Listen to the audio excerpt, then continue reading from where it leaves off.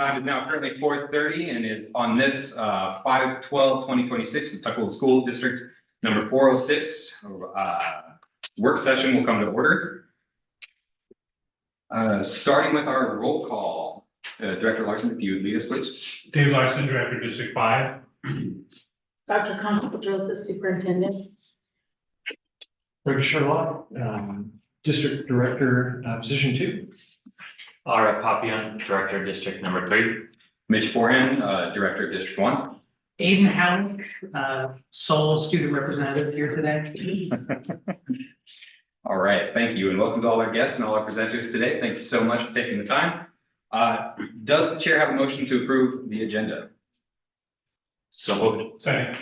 All right, all those in favor? Aye. Ayes have it. All right, so starting off with our discussion items, we have our school improvement plan update for Cascade View Elementary School with Dr. Fermstead. Awesome. Okay, so I know I have 40 minutes and I am notorious for having the timer. So I'm going to turn my timer to 30 minutes.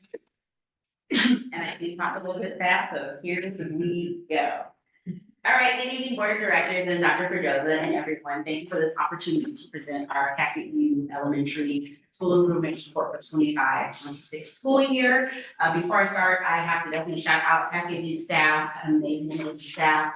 As we know, within the last week, we had Teacher Appreciation Week, so just shout out to our teachers. ESP Week was a few weeks ago. This work is not something that I hold by myself. All of our teams in our building, from our assembly team to our site leadership team to our MTSS team, we all work the work, and we have amazing parents and partnerships. So I'm going to start out that way if that's important.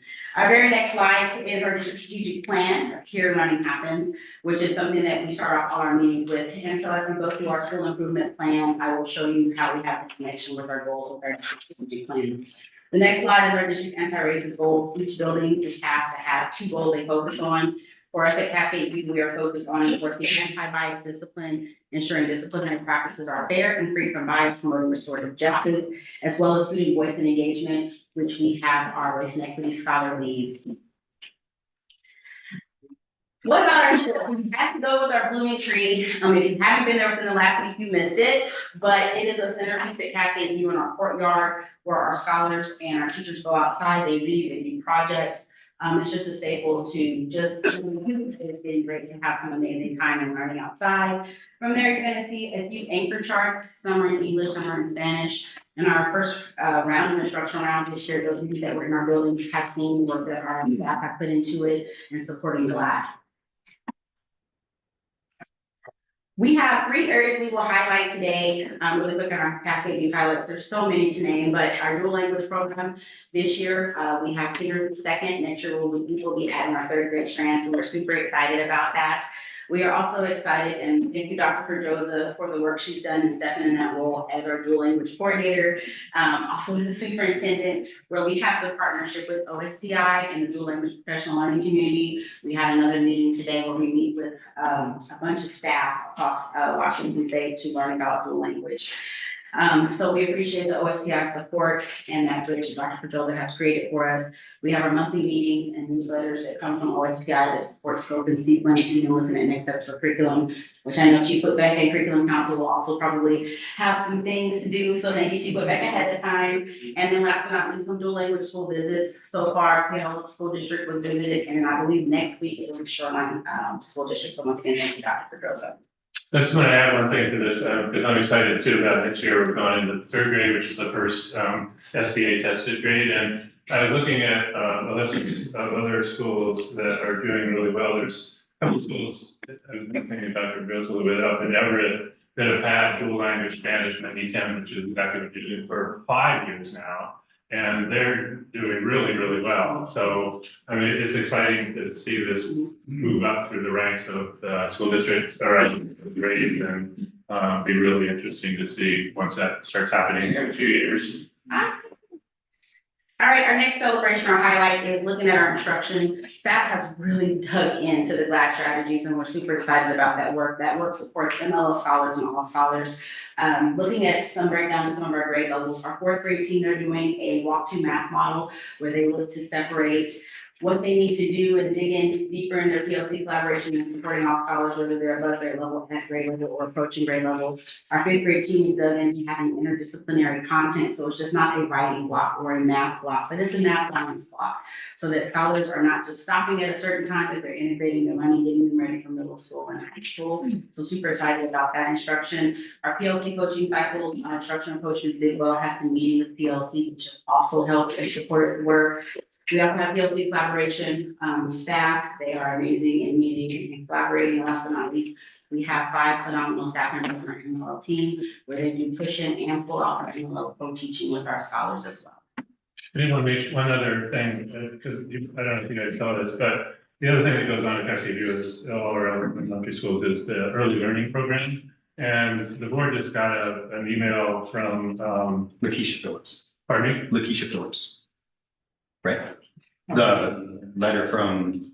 Oh, Lakeisha Phillips, yeah. Yes, yeah. So this is an instructor at Highline College, in her specialty is early learning. That's what she teaches, and I guess one of the teachers up there is one of her students, and she sent us a really nice letter about she'd come up for a visit. You probably saw her there when she was there, and went on, and so about how good it was, and this has been early learning program. I think there's a early achievers rating system that the state uses, and Cascade View's early learning has been high on that list for many, many years. So just another thing to kind of celebrate up there. And to celebrate you as well, the very first line was, "I am grateful and admire the exceptional work being done in the early learning program at one of your schools, Cascade View Elementary." So shout out to you. So much for you all sharing that information. Very good. Lakeisha, by the way, is also a school board member in the federal way school. That's what I know. Okay, our next highlight is enrichment of our scholars. Like I said, there's so much at Cascade View. So we have Team Read, and we've been just so happy to have them over the years. Team Read really focuses in with our scholars and their reading goals, and they align as iReady. The coordinator is one of our MLL ESPs in Ms. Dina, and the scholars have made tremendous growth. We can see that correlation with their iReady growth. Intramural sports are amazing. So many times scholars don't get that opportunity until they're, later in middle school and high school. So shout out to our athletic director, Gabe Gutierrez, and all the work that Dr. Pedrosa has done, as well as all of our coaches that support our scholars. As a matter of fact, they have a game today. I seen them get on the bus and I'm like, go, to the meeting.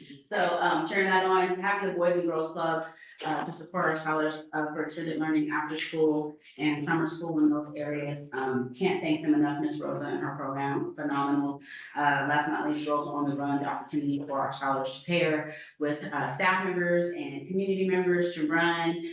So there's just so many things to highlight for our scholars and their enrichment program. So thank you so much. Next, we're on to our CSIP. With our CSIP, we do follow the SMARTY goals: specific, measurable, actionable, achievable, relevant, time-bound, inclusive, and equitable. The SMARTY goals are established at OSPI level. So in the context of our SIP, we have 2 slides for this. We do have an accountability measure that we have at Cascade View in all of our schools where OSPI, instead of having our one-to-one coach, we still have to submit documents, follow up with phone call or email to make sure that our SIP are in line with the federal guidelines. So there's monitoring at the beginning of the year, there's a mid-year and an end-year, and other pieces that are in between. Cascade View, our site leadership team, and our NTSS team, those will be our 2 teams that have oversight so that we can see what's working, what's not working, what do we do if it isn't working, what do we do if it is working, kind of modeling like that before model. With that being said, Cascade View, we received that we met all federal requirements to upload of our CSIP in the fall of 2025, and that we are on track based on our mid-year goals to make sure that we are meeting all of the things that we need known as EBIs for evidence-based interventions. That is broken down into 3 categories. You have student-centered, educator-centered, and systems-centered. When you think about student-centered, it's about the support for scholars, right? Is there opportunities for enrichment? Is there tutoring? Is there SEL support? When you think about educators, are there things to support their goals, which our district has done in the early release days when we have UPL and TSS trainings. And then last but not least, for the educator or the systems, it's roughly about what does it look like for collecting data or feedback with data. We're also on track to meet or decreasing our equity gaps based on the mid-year review. The information they look at for that is looking at what do our interventions look like? Are we doing push-in, pull-out models? There are a lot of questions we have to answer and a lot of data that we have to upload and show. On the very next slide for our context of the SIP, some of the feedback that we had was congratulations, your school improvement plan meets all federal requirements. It says Cascade Youth SIP reflects a clear, equity-centered approach aligned to WISIP data. As you know, a couple of years ago, we shifted to that WISIP framework, which was a little bit complicated in figuring out what it was when we were in school and out of school for COVID. And so we're super excited about that. We're also excited about them recognizing that we have consistent use of data and aligned systems. So we, as a team, as I said, the MTSS team, the site leadership team, having that oversight, we're really looking forward to what these goals look like. Our next goal is our SIP goal 1, which is reading or ELA goal. And the biggest thing we're looking at is an increase of 15% for all scholars and 20% for multilingual learners. On our goal outcomes, and I know I had a lot of word questions, but we only have the one sale, so I'm glad that I got the questions to talk about the breakdown of the data. But the goal description is about moving literacy for our scholars, making sure that all of our scholars are meeting proficiency. So we have what's called growth goals in iReady as well as stretch goals. Take iReady, I know this is on another slide later. We take iReady 3 times a year. So far, we've taken the baseline diagnostic and the second one. And from there, we look at the growth over time. And so, one more slide in this part. And so what we've seen is we started off at 15% and 10% in 24-25. This year, we went from 15 to 20. One reason that we have increased our MLO goals, we think about the here, right? Learning happens, high expectations for all. We want to make sure that we're supporting our MLO scholars in their growth. The next slide for our connection to the district is once again the high expectations and excellence for all. We wanted to make sure that we had an ambitious goal and that was also measurable and attainable. We are leveraging our iReady reading diagnostic data. We're using data-driven practices. We're checking in with formative and summative assessments in the classrooms and just getting that feedback for the key areas to support the scholars in their learning. So the analysis of the results for our prior year, what we can see is that we do believe having our MLO team has made a difference in supporting our MLO scholars. The data that you see here is the typical growth. The typical growth is what's focused on the expected growth of the scholars. That is important because if they're meeting or close to their expected growth, if it's in 1, 2, or possibly 3 years, they'll meet their stretch growth. Right, stretch growth is that ambitious accelerated target that iReady has set at 55th and the 80th percentile. So looking at the data, we are excited about the growth of scholars. And then our very next slide, what's going well. This is the slide I am super excited to talk about. The reason this is going well, usually this time of year, we are in triple digits of scholars that are 3 or more grade levels below. Currently, right now in real life, we only have 71 out of 413 scholars that are 3 grade levels and below. We would love it to be 0, but to be at 71, I've been at Cascade View, I think 9 years now. That is amazing data. That means the kids are growing, the kids are learning. That means it is working. So with that, right, we now focus on those 71 because we want to get them to move more.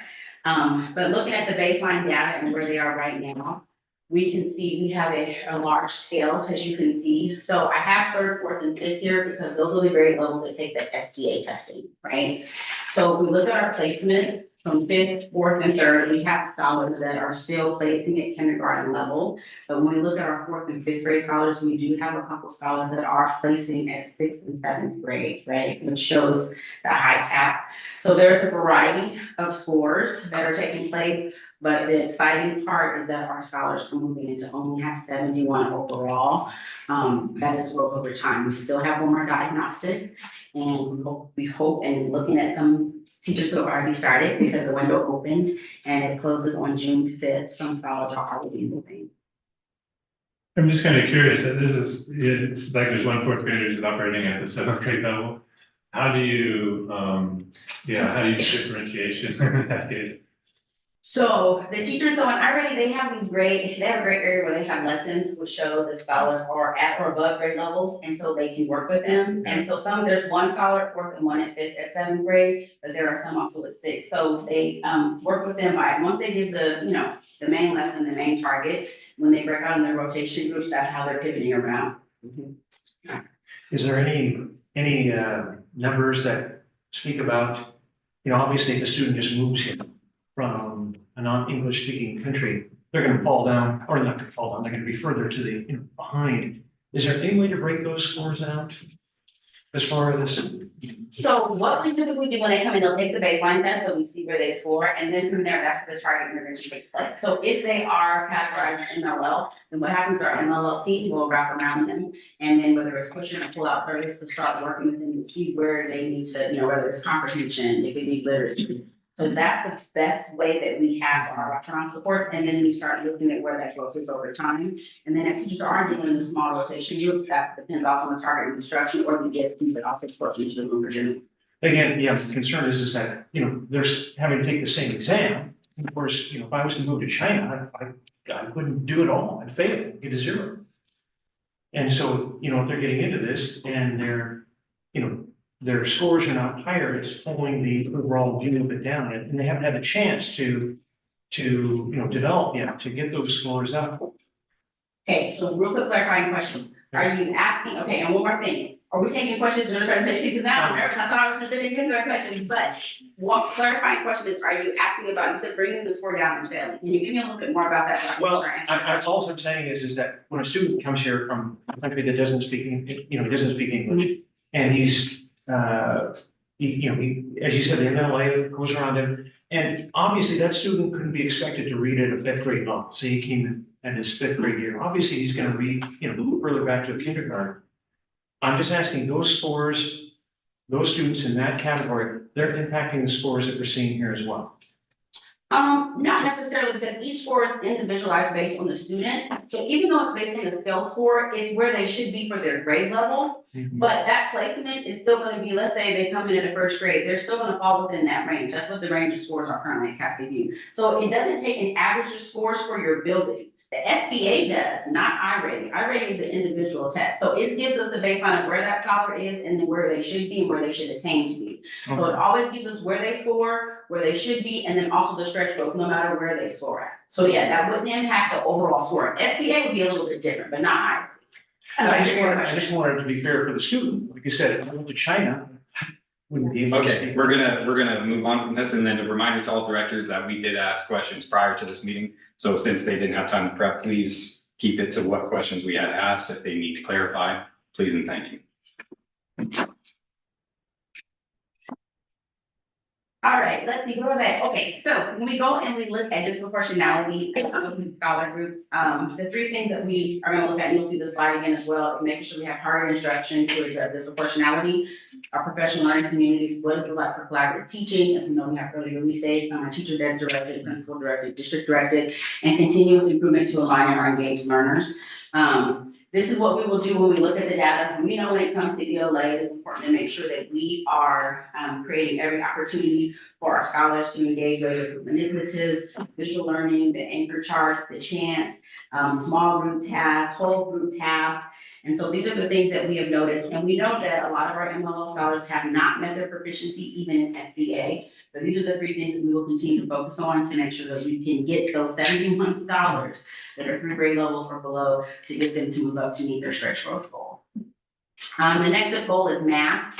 Our goal for math, 20% for all scholars and 30% for MLL. You'll notice that it is 30% for math, which is a lot higher than ELA. One reason that we went with that ambitious goal is because we have the curriculum from Curriculum Associates, which aligns with iRating. And we know that our scholars are performing really nicely because the curriculum matches what their assessment is.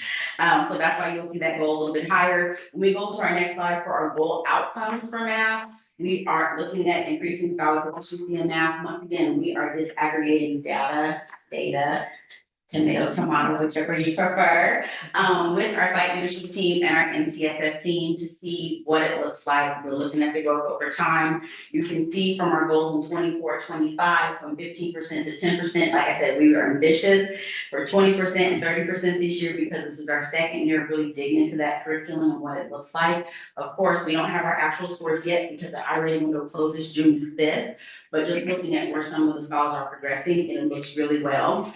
To our very next slide, so connection, once again, it's a high expectation and excellence for all. This is part of our district strategic plan. We want to make sure we have measurable map growth targets that are supporting all of our scholars, not just some of them, but especially our MLL scholars. We'll continue to progress monitor by prioritizing our resources, guided instruction, and targeted interventions. Once again, ESPs that are pushing into the room, if there's MLL supports that are needed, and scholars that maybe, learning English at that time to pull out from the things that they will need. Once again, we continue to focus on the data-driven practices, based in math instruction, looking for key outcomes. We want to make sure they're using math vocabulary, and we're just really taking that time to hone in on the small groups, which is why that goal is so big, because math has the curriculum that aligns with it. The next slide, looking at the analysis again, we can see where our scholars are. These are typical growth goals. Once again, the reason I show the typical growth goals is because if they're meeting their typical, they're moving like the money to their growth goals.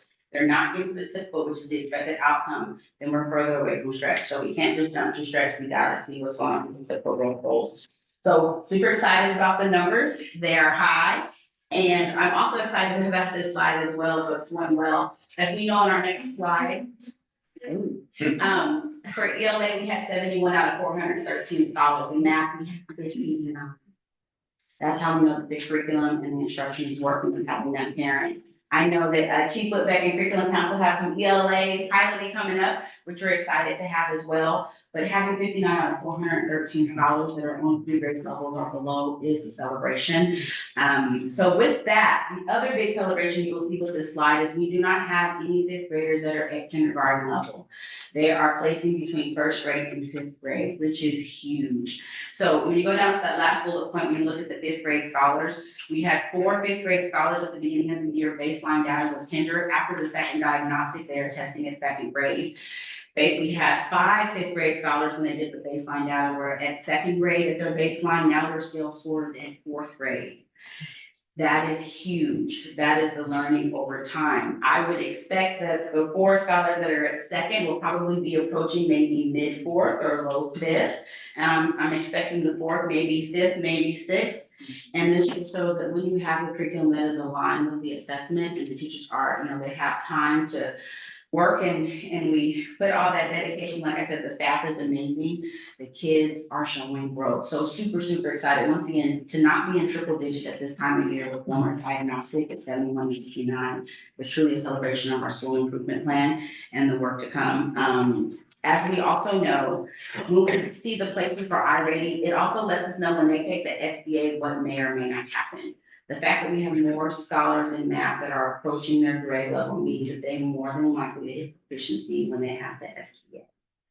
So we're excited as it is SBA testing time, especially kicked off May 1st. Shout out to our assessment technology, everything you've done to help us get started and ready to go. But this is exciting data, and in 9 years, like I just want to scream. So I'm so excited for it. By the way, I love being the principal. Okay. Our next slide, once again, disproportionality. We're using the same things, target math instruction. We need to make sure we're looking at conceptual understanding, problem solving. We're ensuring that multilingual learners have the opportunity, whether it's small group, big group, making sure we're aligning our small group supports and continuous improvement aligned to learners. We know at the end of the day that we need to be able to see what our kids need, add those resources in. But like I said, having those numbers, we are so close and we're so excited. Our next slide is our SIP goal 3, which is discipline. Our goal, we have shifted over the years, which you may have seen in some of the charts in the data. We had like a race and equity scale goal like 3 years ago, because the district worked on anti-racist things and making sure we had attendance and we had language. Then we shifted to our numbers of referrals. Last school year at Cascade View Elementary, I had over 560 referrals that were submitted. So the goal then was, how do we have a reduction in referrals? What are we doing? What's going on? We really dug in to create a token economy system to support the kids, SEL and behavior. This year we have shifted from the reduction in referrals to looking at events. So as the next slide shows kind of all that which we talked about. Last year we didn't meet our goal because previously, like I said, it Cascade over 560 2 years ago. We only had 185 referrals. The district in this time also changed what the referrals look like, where in the beginning, each school had their own referral. So data was all over the place and looked different based on what buildings had. We do have one referral. We have common language. I know we moved to cumulative, so shout out to the cumulative team. So looking at, condensing that, we also have double entry where we enter Swiss data. Swiss data is for like the minor things or the FYIs versus the things that go into cumulative or CEDARs. Those are the major things. One thing that the district did a few years ago in the pivot for equity is making sure that every behavior did not follow scholars, right? And it's really making sure that, things happen, right? We regroup and we have those restorative conversations. So our goal this year is about events leading to exclusion, right? We're looking at exclusionary practices. Last year's measure, we had 26 events that led to exclusionary practices. Currently, right now, we have 18 events. We are in May. I do think we'll meet this goal, but it is still TBD. I'll say this has been a lot of work with staff and partnerships with families, partnerships. I know special education, Ms. Martin has been involved and a lot of staffing, HR supported the things that we needed. So even though we know we're not at 0 events for exclusionary practices, to have a reduction in referrals from 2 years ago from over 560 to 185, now we're looking at smaller events, is something that is very, very encouraging. When we look at the connection to our school data, and our strategic plan is about ensuring disciplinary practices are fair and free from bias, promoting short justice. And so our goal is reducing exclusionary practices by encouraging scholars to make, better decisions. We all know sometimes, we may not have the best of days, or maybe having some challenges, but how do we talk about maybe how we're feeling or what can we do differently? And sometimes those conversations, they may take a couple minutes, but scholars have taken accountability. We use Character Strong this year. We are using Tier 1, and this is looking at purchasing for all schools, but being able to make those connections with scholars and with families and have that environment that supports has really helped with the reduction of exclusions that we've had this year. When we look at our results from the prior year, and we can see how the work over time has progressed, right? Sometimes it may go slow, but everything is for a reason. So having definitions, having our anti-racist goals, having the strategic plan, having the support from Dr. Pedroza and Chief Beck, and having a conversation on what things do look like or don't look like has made a difference. So here we are 3 years later, looking at the fact that we are and we have reduced exclusionary practices while still keeping our school as safe as possible. So what's going well in discipline? I think our token economy, when you set out to do something for it, the whole building, you got to think about how is it going to work? How do we make it work? How do we make it fun? How do we make it engaging? And so having, everyone from ESPs to teachers participate, people that came for our instructional walk this year, they also had some tokens and participated on a certain level. So there's multiple levels for scholars to receive recognition for meeting expectations. And so that is something that we think has been going really well. Having a data-driven collaboration, MTSS team, we have looked at the risk ratio on disaggregated data in which race and ethnicity and or gender may receive more referrals. We've partnered with Alone Partners. They've been in the building, help support us and talk to us about different things. We've had things for our PD to talk about brain science over the years, as well as trauma-informed practices. We talk about flipping your lid. If you've ever seen this, you know what that means. And so those things have helped us a lot. And so we're just excited to continue to grow and have these partnerships and look at our data and continue to keep our kids in the building. We know when our kids are not there, they're not learning, right? We know when our kids are not there, it also creates a hardship on our families, right? Because that means they have to take off to watch their kids because our kids are minors. So we want to try to partner and do what we can and continue to bring down the exclusionary practices. Looking at disproportionality, we still are going to be digging in what it looks like for restorative and anti-racist discipline practices. Looking at data monitoring and what disproportionality looks like, continuing to have the continuous improvement through our targeted actions based on data findings, using Character Strong. We're excited at having 3 tiers next year for Character Strong.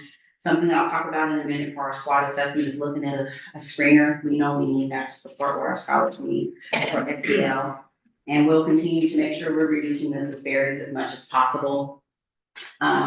So far this year, we've only had 6 scholars that have received exclusions from Cascade View. And That is a really low number compared to previous years based on the way discipline was set up or the referral or the conversations that teachers were having with kids or with me or me with families. Like I said, we have really dug in to really support what that work looks like. So now to our SWOT analysis. I'm gonna check my time. Oh, 17 minutes. There we go. There we go. So strengths are a ton of strengths. It's hard to figure out what their strengths are, but the very first bullet point is, I think, is centered for our scholars. They self-advocate. They will tell you how they feel. They will give you reasons why they feel that way. They use their words. They'll say, hey, I just need a minute. They may walk in the office and they say, hey, I'm here because I just need to breathe. And that is something that is new. We usually didn't have that happen. So self-advocacy from our scholars, their engagement in their learning. If they're not feeling like they can learn or something's off, they'll tell their teacher. Teachers will call the office, they'll email, they'll send them with a note. I think that is a big strength that we see. I think our data shows that our kids are learning and participating in their learning through the I-ready assessment. I also think that our race and equity scholars over the past couple of years have been great in advocating for kids' needs, scholar needs, what they would like, even to school lunch, and sharing what they would like to have more of. So once again, back to that self-advocacy piece. And then last but not least, our scholar and staff translation and interpretation. If you go in the classrooms, you're going to see things in multiple languages. Scholars are taking leads. Scholars are taking time to show teachers different things, and it's just amazing when I go in and see morning meeting slides and I can see that there are 4 languages on there.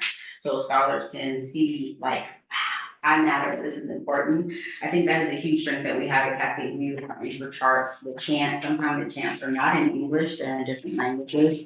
I've learned so much on how close Portuguese is in Spanish. The last couple of years of scholars, they will remind me to make sure I enunciate here instead of here on a word. They're like, no, that's more Spanish. So it's just fun to see that. I think that's just a strength we have in our community because our scholars know that they matter. Right.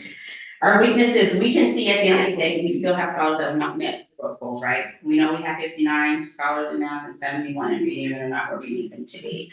So what we need to do is, even though, and this is a huge bullet point for us, we know we can't change it, but we know that state assessments are not accessible in our home language. So how do we wrap around and support in the meantime? Because the SBA is not given in multiple languages, right? I-ready is not given in multiple languages. We do have Spanish for, dual language scholars. So what is it that we need to do in our instructional strategies and prepping? And that's where the staff have been phenomenal in. So Yeah, I would say the math is available in Spanish, but that's the only, the only language. So, yeah, okay.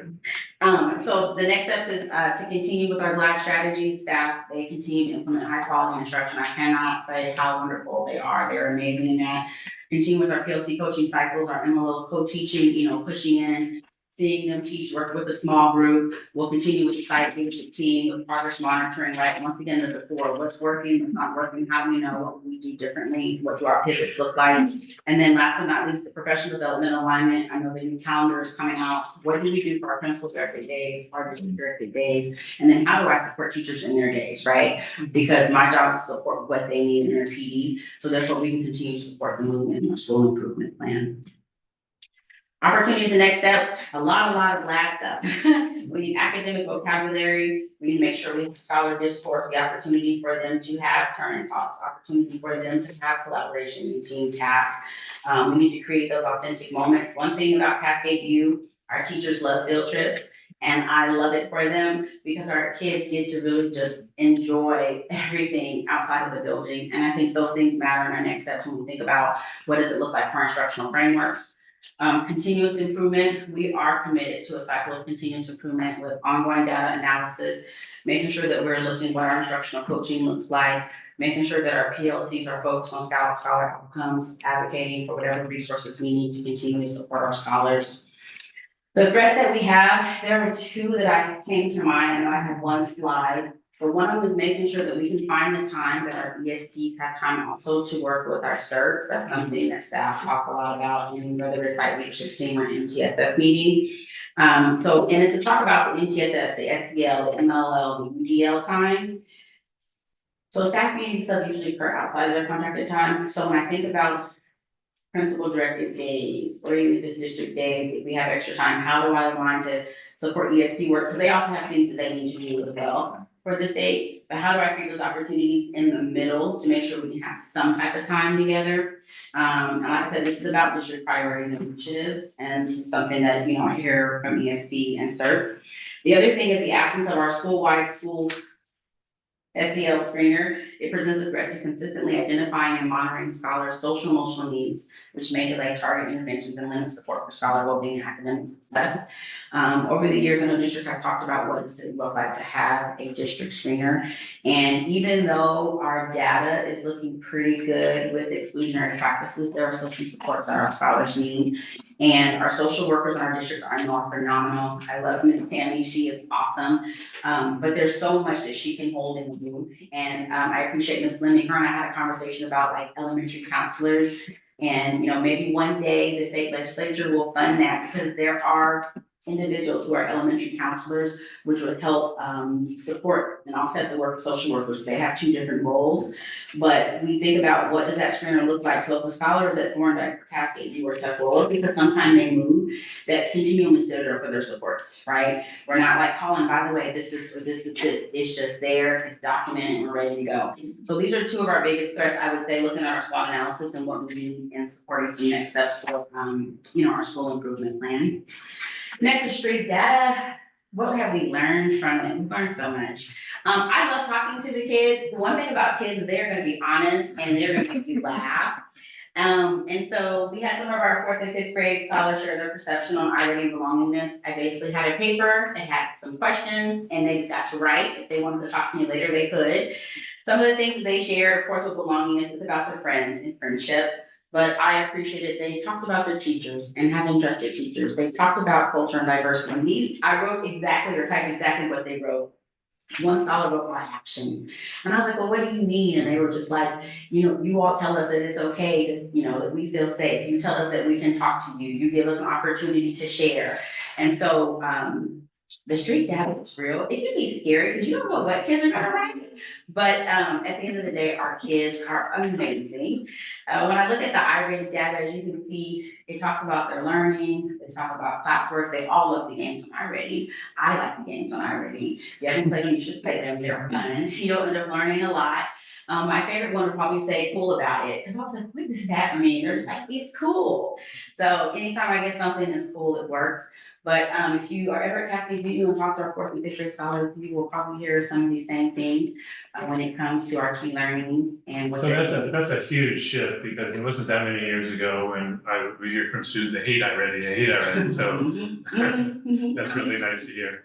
And I think that correlation goes with the curriculum because now they're seeing so many things with the curriculum and it aligns with it. It just works versus it was like this separate thing I think that was floating in the universe. Right. So now they can see the games and then they can see the connection they have to lesson and then they see their scores and then the little, you know, thing pops up. And over the years we've had the iReady character show up at assembly. I won't say who was there in the costume. And I know some of the kids still remember that. So that was memorable for them as well. All right, last but not least, key learnings from street data. Street data shares that we need to go beyond the numbers, we need to focus on scholars with experiences. And so many times, right, we write the numbers, we say this is what it looks like, but it is so much more. I mean, you know, how do the kids feel? Do they feel safe? Do they feel respected? Do they feel heard? You know, what would they do differently? And so for us at KU, we will continue to listen to our scholars, reflect on our practices, continue to adjust our systems, but ultimately addressing disproportionality, it's going to require us to shift from blaming to actually understanding and improving what's going on in the systems within our communities. It's so easy to say, oh, well, it's because of this, or it's because of this. Okay, well, we know what that barrier is. We think about our theory or practice. So what are we going to do in the meantime to continue to support scholar growth and to continue to listen to our scholars? Something I tell people all the time is the higher you go in leadership, the more you serve. I feel like the higher we go in street data, the more we have to listen. We have to listen, we have to take notes, we have to adjust. We need to partner with our parents, we need to partner with everyone in the building, because everyone in the building has a role in supporting our scholars.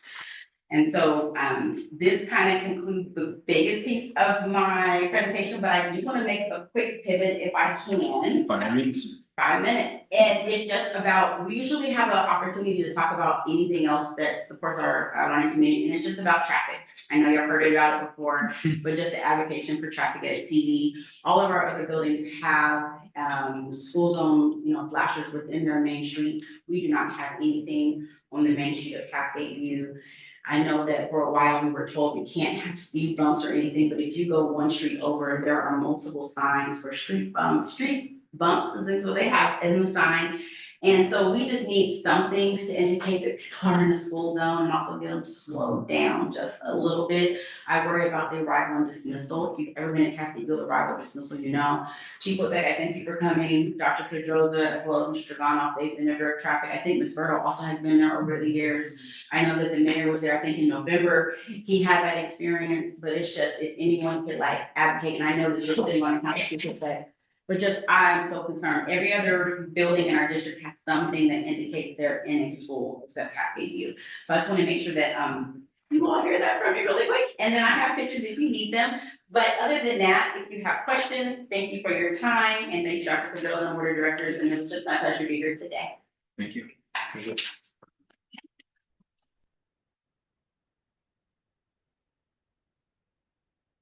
So just to let you know, the traffic issue at Cascade View has been on our agenda with the city for years, and we've been trying to get a meeting with them, and if they'll ever agree to, that will be on the agenda. Okay, perfect. So if there's no clarifying questions on the questions submitted, we will move into our next agenda item. Thank you, Dr. Frenstein. Thank you so much.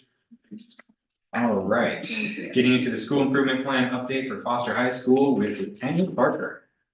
All right, well, good evening, TSD Board of Directors, and yes, my name is Latanya Parker, proud principal of Foster High School. And I will be co-presenting today with my fabulous assistant principals, Ms. Naz Roganaki and Mr. Jared Oka. So here we have our Here Learning Happens. One of the things that we pride ourselves in at Foster High School is high expectations for all, and focusing on engagement as well as relationships and centering everything that we do on equity and empathy.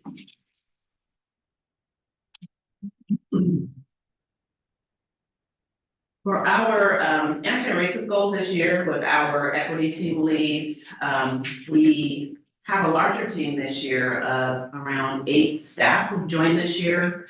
Our goals are to enforce anti-bias discipline and disrupt racist systems.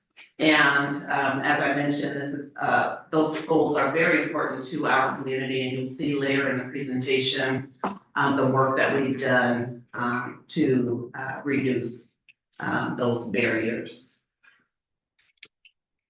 Of course, this is a picture of the rock that our seniors walk by every year.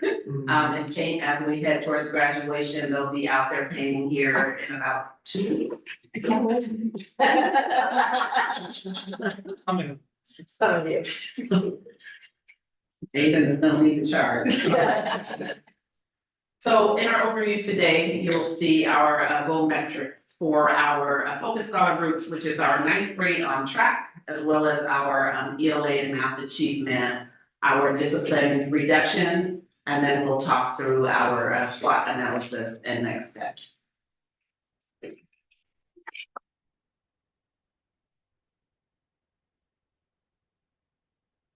So some of the highlights that I would like to share and that I'm really proud of as a school community,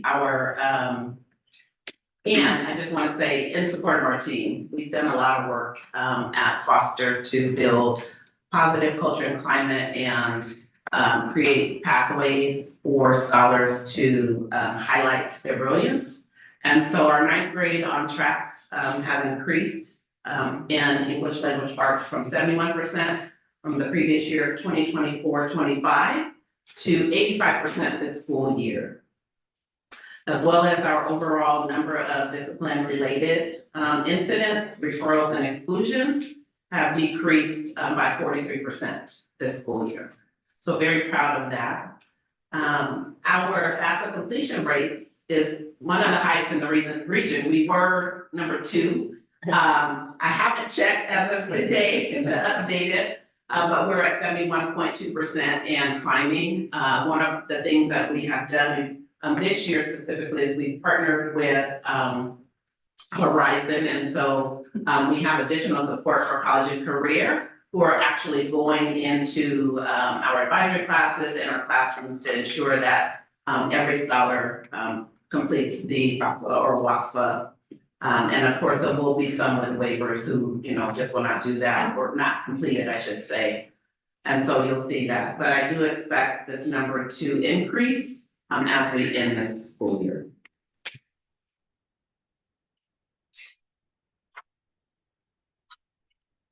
So additional highlights, there's so many at Foster. As of December, which I presented to the board back in December, we have 67 scholars earn 174 of our credits for the world language assessments. 68 of our juniors have already met their CTE grad pathway as of February 2026, which is huge. You all are aware of our fabulous athletics department. Many of our teams have made it to district championships, nationals, or state, including cheer. Most recently, our robotics team placed 27th in the Pacific Northwest District Championship. And then our Arts and Drama Club has just been amazing. If you didn't have a chance to visit either the musical Hadestown or the 12 Angry Jurors, starting with our star here, who's leaving, then we missed out. So hoping to continue to build out those programs as we move through the years, but it's just been an amazing year. And one of the things that you'll hear as we continue to share how we're working towards reducing some of the discipline and disrupting the disrupting the racist systems are we have about 500 scholars who are participating in extracurricular activities, clubs, or sports. And so that is huge that scholars are connected to the sport community. Yeah, I think that's particularly important. We're still kind of recovering from COVID, so to have that many, that's a good chunk of the students. Yes.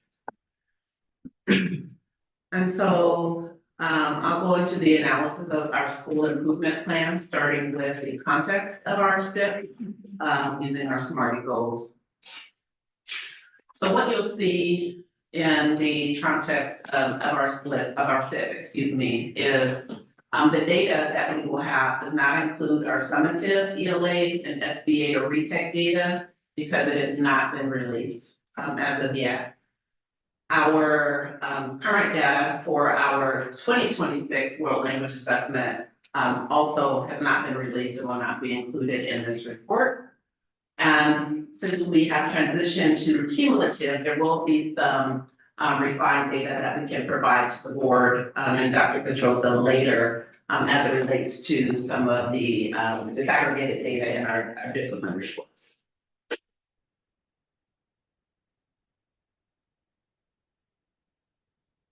So our goal for our school is our 9th grade on track. And that goal is 9th graders on track to graduate by the end of their freshman year and have those who have passed and earned their credit at the end of the year, which by the end of freshman year should be 6 credits. Can I just share one thing to the board? Sure. Just one thing, 9th grade on track is highly correlated to high school graduation outcomes. So that's why the goal is there, because it's directly correlated to successful graduation outcomes. Yeah, it's about, it's about 3 times. If you don't beat it, you're 3 times less likely to graduate. If you do beat it, you're 3 times more likely to graduate. I just want to explain that to the board. Thank you. Yeah, no problem. Oh, I'm sure. Bless. Bless you. All right. And so for, as you can see, the 2023-2024 school year, we were at our amount was 73.7%. Our goal for 24-25 was 78%. And our actual goal for 24-25 was 71%. And so with that, we didn't quite meet the goal last year. That was also a year where we had many newcomers come into the district and come in the district behind grade level. However, moving into the 24-25 school year, as you can see, for our scholars who have passed and earned all their credits, as at the end of semester one and current data, we are at 85%. So we are on track and not at the end of the school year yet.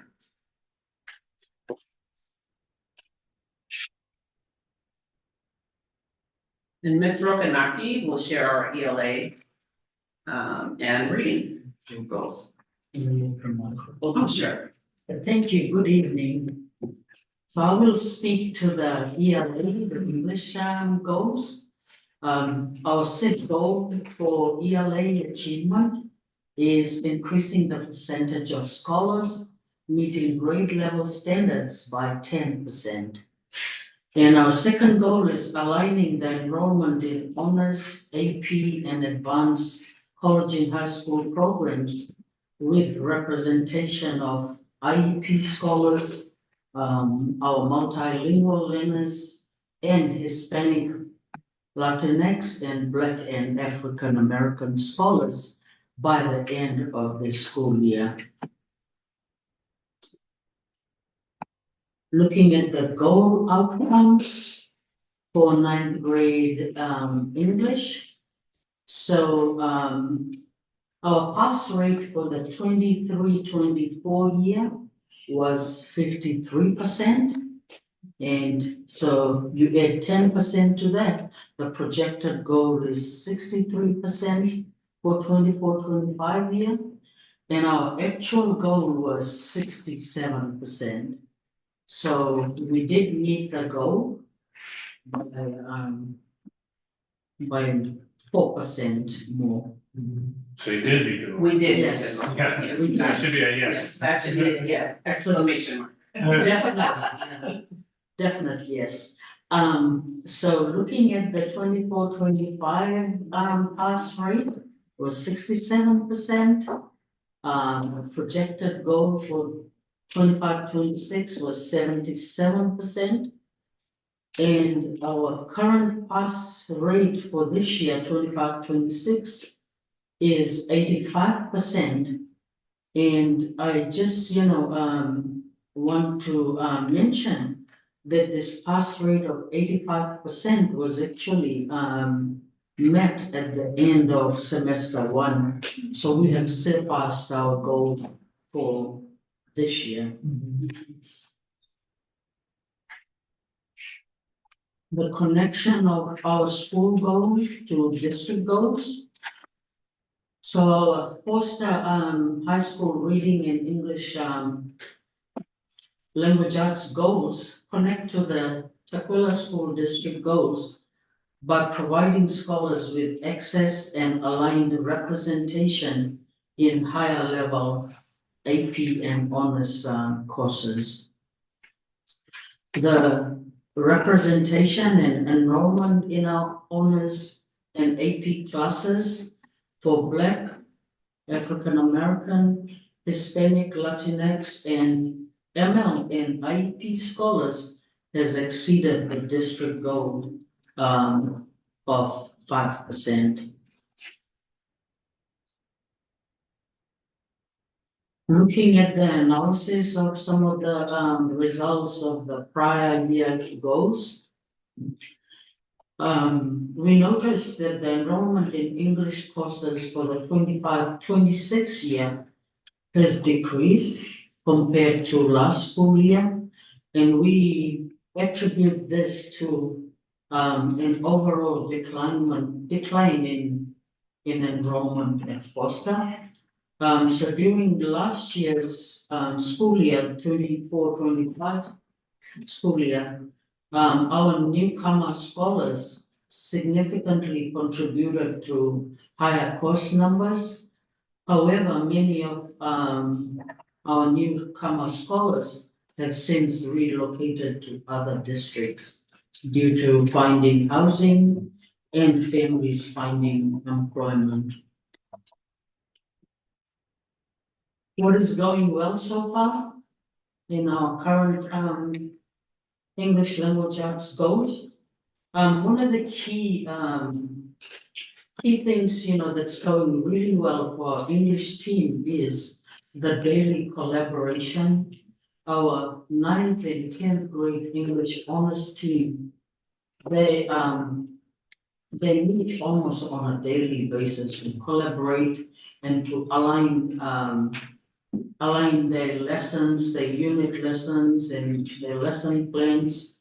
And so that collaboration has, contributed to the 85% increase pass rate. Also, the English 9th and 10th grade honors teams targeting and the PDs that we've held at Foster and district-wide have targeted our goals for our ML scholars, and especially focusing on the supports that our Hispanic and Latinx and Black and African American scholars need. So the increase in our number of ML scholars demonstrating English language proficiency in reader assessments and therefore exhibiting ML services also lends to the the high levels of peer collaboration between our ML staff and the English honors team. Also, the Honors for All has allowed targeted scholar groupings, small groupings, based on the specific supports our scholars need. And it has also allowed for shifting the composition of the courses to meet the composition of the demographics of the school. Looking at some of the disproportionality of focus scholar groups and our strategies for continuous improvement, we have this year very intentionally used our targeted UDL practices, providing very highly specific targeted levels of support and intervention for focus group, especially our Hispanic Latinx scholars, where the achievement and disproportionality is showing in English.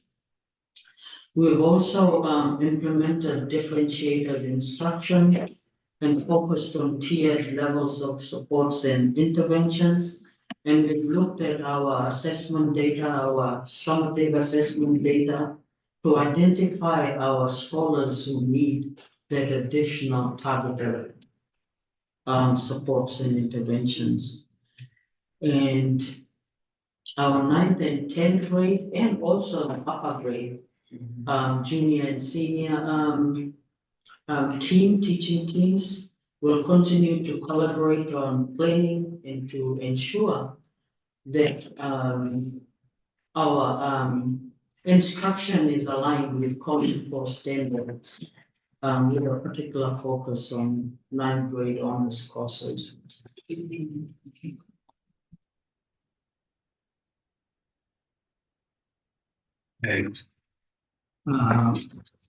Jair Lorcas is the principal, and I'll be talking about the next two goals for math and discipline. With SIP goal number 2, in terms of math achievement, our goal is to increase Algebra 1 passage rates for 9th graders by 10% each year. Sorry, I forgot to do the here code. That was our agreed goal. Green signals. And I want to name really quickly in terms of for the 24-25 actual. I know there was I think conversation last year in terms of first semester, second semester. There was an increase or a decrease in the second semester, and some of it will kind of tie to what Ms. Brocknack was speaking to in terms of enrollments and class compositions with the increased enrollment last year. And so, as you can see, in terms of the goal from 23-24, or the measure of 73%, with the goal of being 83%, with the 10% increase in goal, that we did not meet that. And then for this year, the goal with the starting point of 68%, with the goal being 78%. As of May 7th, for this data was pulled May 7th, we are 85%. And speaking with the math department, and that trajectory should continue to end the year. Yes, exclamation. And then in terms of math goal connected to the goal of the district by increasing the percentage of the ninth grade scholars on track to graduate and exceeding the district goal of 5% annually. Scholar achievement has increased in both ELA and math because of high quality instruction and academic supports. And in terms of analysis, the 24-25 algebra and data show that 140 of the 190 scholars passed the course, resulting in a 71% pass rate. And again, going back to the previous 24-25 goal, it says 68%. And to correct that there at the end of the year, it was actually at 71%. And so attendance was a significant factor among scholars who did not pass, as 41 of the 50 non-passing scholars, which is 80%, missed 20 or more days of class. Additionally, 5 scholars who failed were within 5% of passing, indicating that we need targeted interventions and attendance supports to improve outcomes. So what's going well so far with current goals for math? The creation of the STEM algebra class has reduced class sizes in Algebra 1 to about 20 per class. After school program also offers 2 days of 2-hour support in math and other content areas that students need, provided by SPED ESP, who supports in English and math classes, the school librarian, and also other math teachers that find time within their busy days and family schedules to support students. Average attendance is usually about 15 to 20 scholars who spend 45 to 90 minutes for after school touring.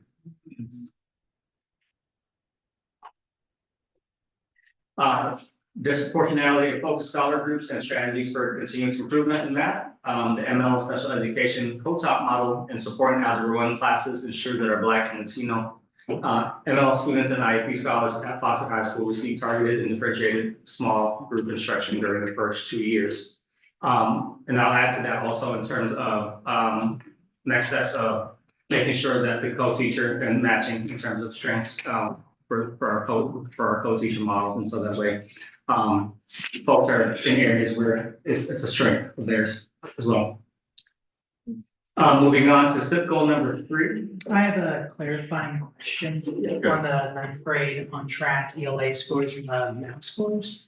It said for the current actual numbers for this year, it's 85% in all 3. Would that mean that the only ninth graders that are passing their English and math classes are also the ones that are passing all of their classes? Since it's the same, 85%, that'd be accurate to say? Is that what I'm getting? Maybe I'm not saying that right. Yeah. And so 85% of ninth graders are passing all their classes. Correct. And then 85% of ninth graders are passing math and English. Yeah. So the only people passing math or English are the people that are passing every course as well? Correct. Okay, I just wanted to clarify that.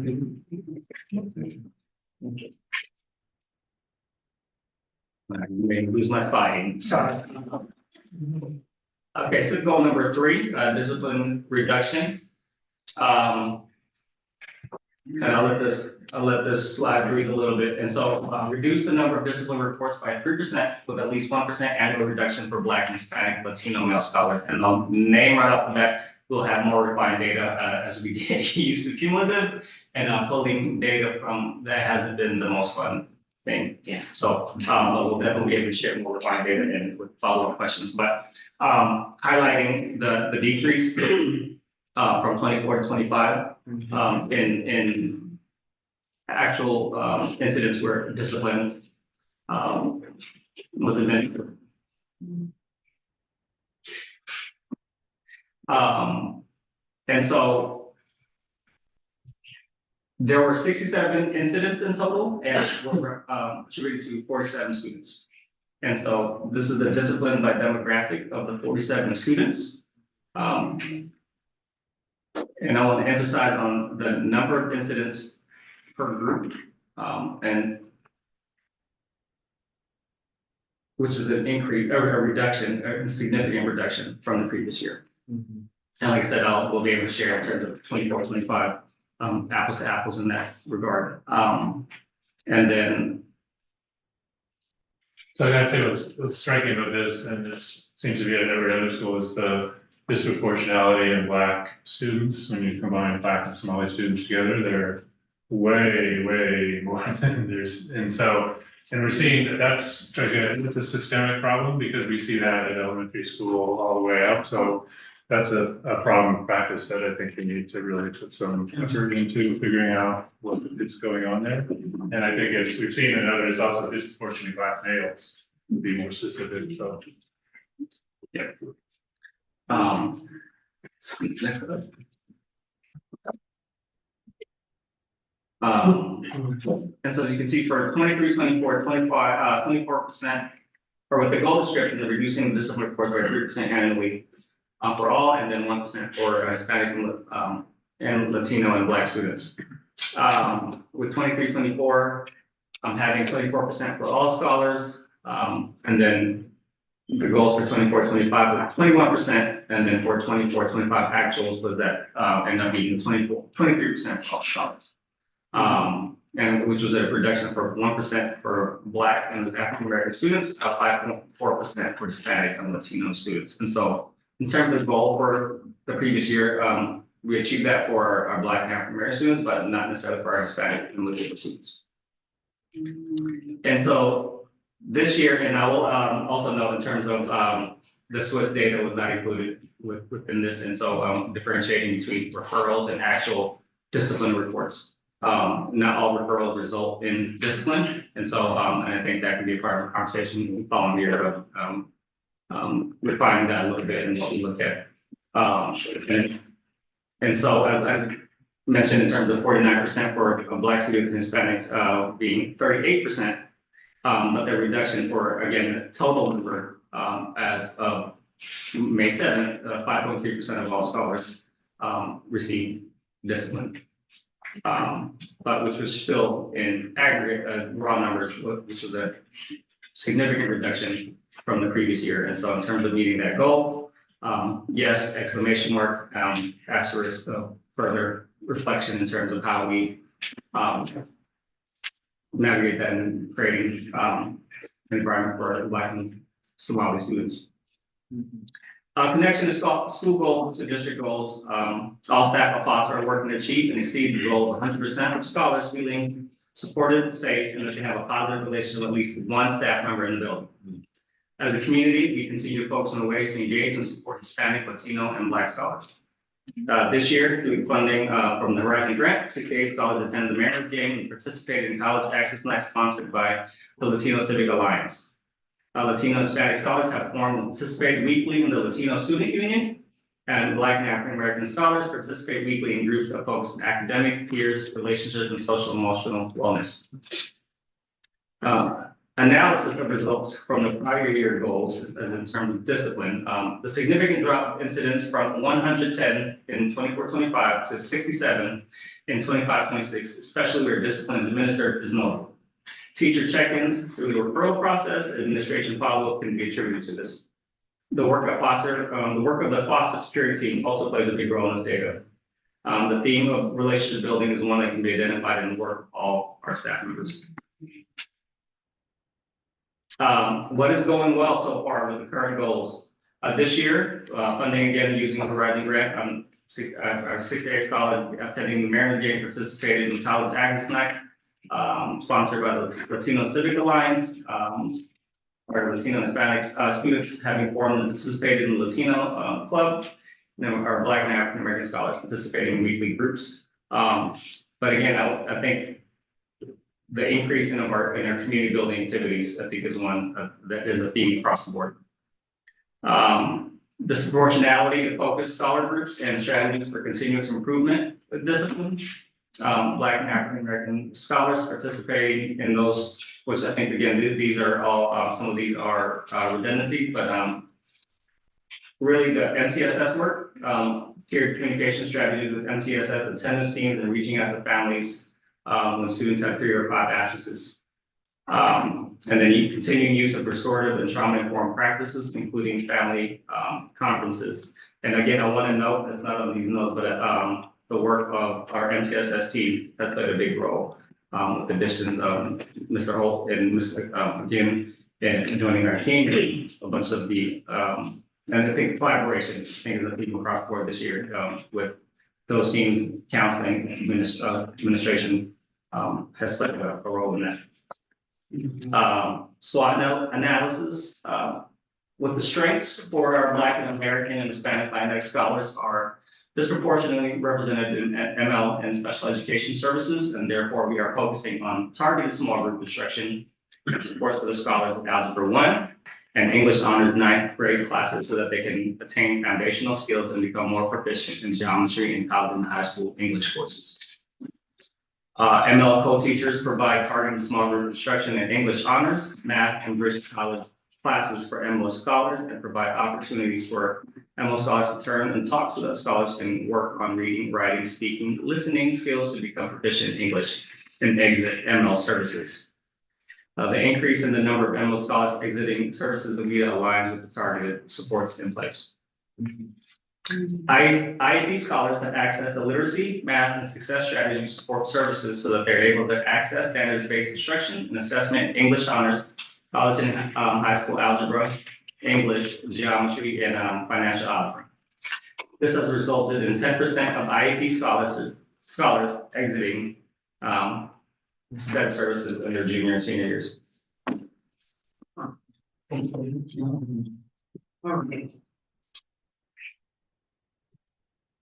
So as we begin to conclude, we'll share the weaknesses and threats. A couple of the threats that we are facing are being able to maintain our CTE enrollment to fully fund offered courses, as well as adding new courses, and that is also dependent on the enrollment going into next year and then the following years, as well as continued support and resources and services for our Latinx scholars. Additionally, we talked about this through the years, is our scholars opting to enroll in Running Start versus enrolling in college and high school offerings in the school, where we are able to wrap around them more, provide more advisory as well as like social emotional support. And so, you know, if we're not able to do that, enrollment will continue to decline because, you know, across, you know, the state, most high schools are expanding their course offerings as far as college and high school rigorous classes. And I think this is something that is a theme across schools is the ability to fill positions when staff are out for qualifying reasons. So I know that there is a sub shortage, but it certainly impacts outcomes for our scholars when we have multiple staff out on a daily and consistent basis.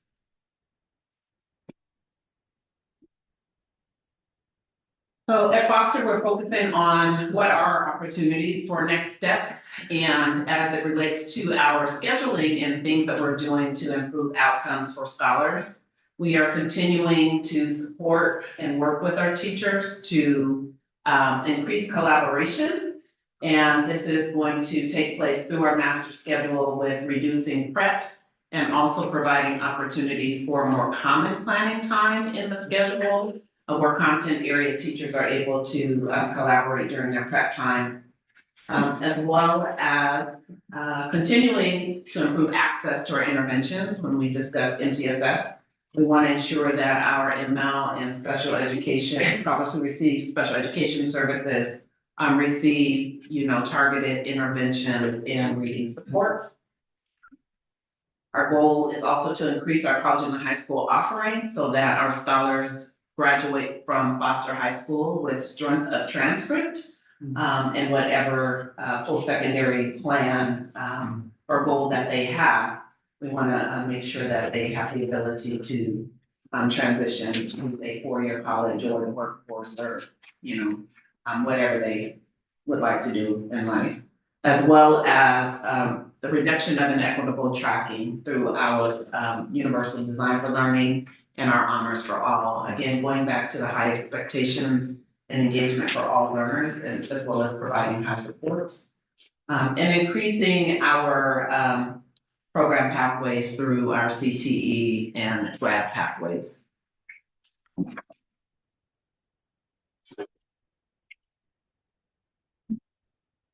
All right, street data.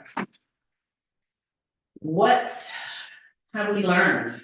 As you've heard in the presentation today, our after-school program continues to increase with participation from scholars attending daily.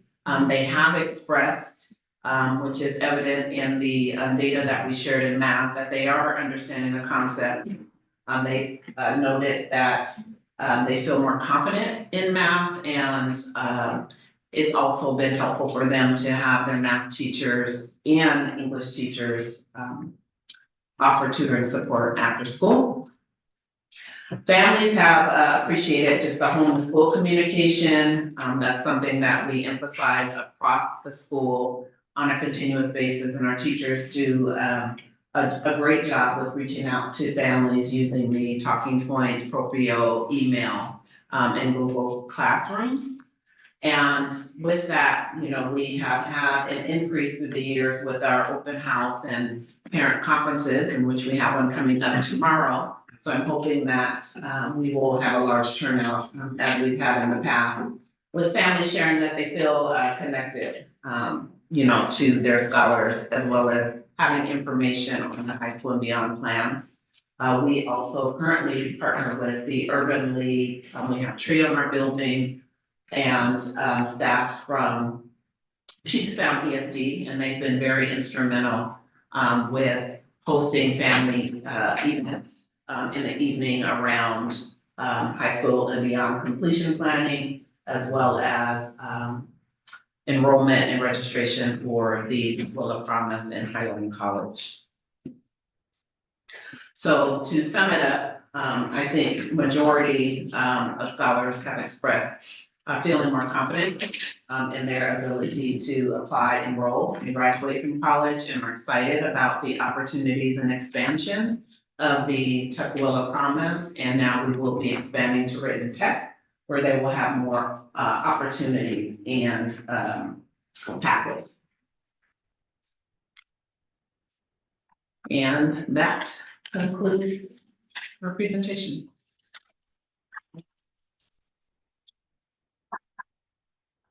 All right, thank you so much for taking the time to give us that presentation. Did we have any clarifying questions on the questions that were submitted? So we've heard from our students some concern about some classes having very large class sizes.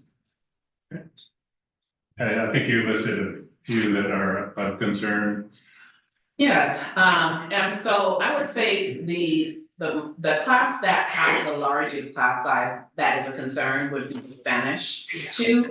Our PE classes, you know, 32, 33 in a class. Our PE teachers are highly skilled, and they do a really nice job with spacing and providing appropriate like access to materials. And what else do we have? Our weight training classroom, you know, that's not large. That would be a safety, you know, lift. But for the most part, I think our max is like 32, 33. But I will say, I want to add this in there in terms of some of our CTE programs, and where space can be an issue, and not necessarily safety, where just throwing it out there, I don't know what the next levy is going to be, but I think it turns out.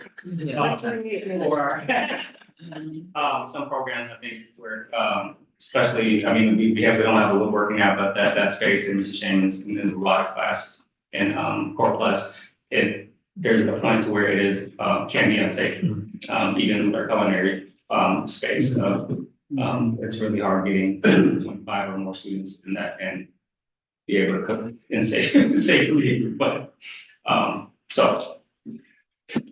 I did want to just share one. I did a little research about there's 100 schools in Western Washington that have over 30% ELL percent and over 70%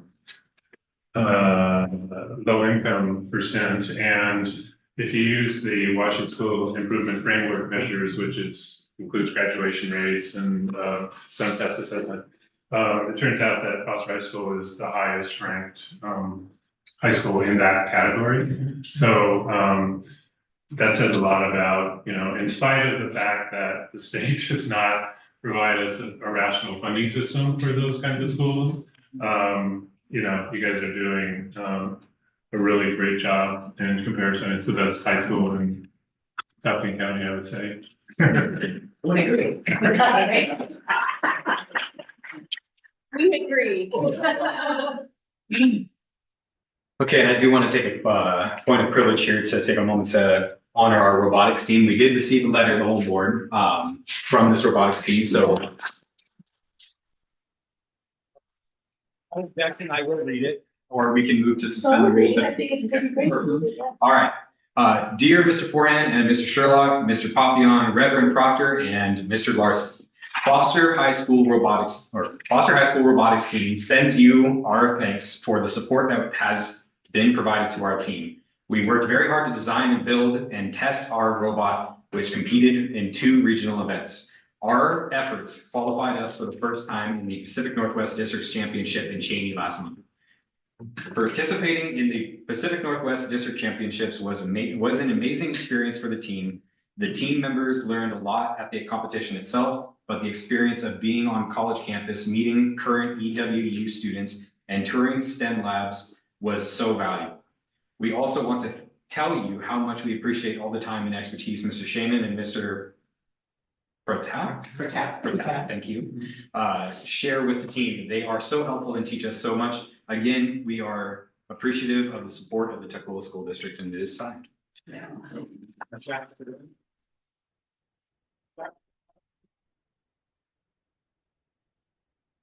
All right, any other closing remarks? All right, thank you guys so much for taking the time out of your days. Actually, Oh, absolutely. go Bulldogs. Love it. Okay, on that note, now we will get into our last agenda item for discussion items. Foster, thank you very much. Yes. That is our Tukwila check-in. So I have a blueprint here. If we want to pass this down, if you want to peruse it while I kind of talk here for a second. What's up? So what I have with me today is a pretty basic blueprint and a land survey from the pool executive board. I can't show the other blueprints that we have, but with today's discussion, basically all we really need to say for the pool is whether or not we have any interest in pursuing another lease discussion. I know we have this set for our May 30th board retreat to discuss this in more detail, but to get them on the right track, if we are interested in doing this, just a formal yes or no, if we want to go back to the table, that would be awesome. The chair is in support of this and would recommend the board as well. Essentially what the breakdown is getting a little bit, not excluding the recapture language, but getting an expansion of time to where we would give them a year or 2 in writing of a notice of if we need to have them move or cancel the lease. So the last thing, they wanted to purchase the property and we said no, but now they're saying, okay, let's talk about some other options. Essentially, yeah. Sure. Director Sherlock? Yes, community wants to go on. I think we should support that. Absolutely. Director Popper? Just for clarity, it's for ongoing discussion. This is an ongoing discussion. Basically, they just want confirmation that we are even interested in the fact, and then they can either move on to other projects or continue working on the facility. Yeah, I have no concern. Okay, perfect. I will let them know that we are in agreement, that they can proceed with what they need, and then we'll have a more in-depth discussion on May 1st. Okay. All right. Any questions on what was discussed before we close out? Anything that you saw on there? It was very rudimentary. It was just a survey outline for how far they could take the building. And it sounds like their only option would be helping floors. Are they still limiting themselves to that particular property? It's like they're locked into that specific Okay, building, yeah. but extending up or extending out on the other side is part of the discussion we'll need to have on the 30th. Okay, but it's within the constraints of that? Yes. Okay, sure. Okay. All right. I will notify them later. Now on to our last agenda item, which is public comment. All right. I vote. Okay, first up, Jessica.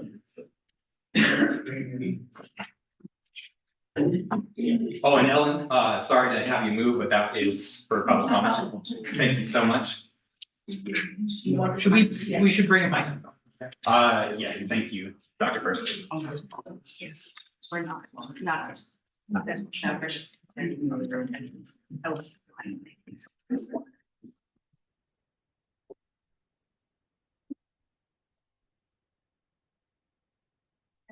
Good evening, Board of Directors and Dr. Pedrosa. My name is Jessica Parra. I'm an employee and parent of the Tukwila School District, as well as a member of this community, and tonight I am speaking as the latter. Director Sherlock, many members of this community are questioning whether your actions truly reflect the needs and values of the people you were elected to serve. At the last meeting, you chose to decline meeting the land acknowledgement. Later in that same meeting, the board voted to approve a letter supporting protections for schools at sensitive locations in relation to immigration enforcement, and you were the only member of the board to oppose it. And while I absolutely have the right to make those decisions, actions like these do not happen in a vacuum. They send a message, especially in a community as diverse as Tukwila. I believe the public deserves transparency and clarity regarding decisions that carry significant meaning for students, families, and the broader community. For many families in this district, particularly those directly impacted by immigration fears and uncertainty, that vote carried weight. The letter itself speaks about protecting students' sense of safety, stability, and access to education regardless of immigration status. Tukwila is a beautifully diverse community made up of many cultures, languages, and lived experiences. Our students are not just numbers, statistics, test scores, or enrollment targets. They are children and families who deserve to feel seen, valued, and protected by the people elected to represent them. Serving on the board requires more than casting votes. It requires empathy, community connection, and an understanding of how decisions and public actions impact students and families. I hope moving forward, we see leadership that is more reflective of the compassion, inclusivity, and care that this community deserves. With all that said, I also want to take a moment to raise a larger conversation about how the Tukwila School District elects its school board members. Currently, the Tukwila School District uses a director district system in which candidates must reside within designated boundary areas in order to run for specific board positions, even though they are ultimately voted on by the community as a whole. I believe it is worth asking whether this is still the best fit for a district as small, diverse, and interconnected as Tukwila. Under the current model, highly qualified candidates may be unable to run for certain positions simply because they do not live within a specific district boundary. At the same time, multiple strong candidates may be forced to run against one another for a single position, while other positions go uncontested altogether. I have seen this happen firsthand, and I do not believe that it always serves the best interest of our students or community. Washington law allows school districts to explore alternative structures, including systems, and incorporate at-large positions alongside director district representation. I believe Tukwila would benefit from reviewing whether adjustments to our current structure could help expand opportunities for strong, community-connected leadership while ensuring equitable representation across the district.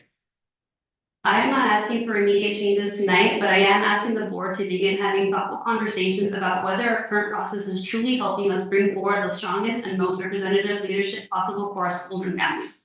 Thank you. Thank you. Hey, Latanya. Did you have public comment or did you just sign the wrong one? Wrong one? No worries. Well, I guess you have to. You have to make a public. I think you've made lots of public comments today. We'll call it good. Even. Even, there we go. Then you're good for the rest of the year. Yeah. Okay, on that note, that does conclude our public comments, unless someone wanted to do last minute. Okay, all right, darn. Bless you. Thank you. Does the chair have a motion to adjourn? So, all those in favor? Aye. Ayes have it. Meeting adjourned. Time is 5:58. Oh, Oh, Pastor Proctor's on? yeah. Oh, yeah, hold on. Yeah. Do we have to call the meeting to order again? I don't. Go ahead. Go ahead. Wait, it's still going, let's go ahead. Director Reverend Proctor, you're on. You just got on mute. I did. There we go. I was just voting to adjourn. In that case, 5:58 was most adjourned. Thank you. Thank you so much. Glad I could help. We miss you. Yeah, keep me. Get better.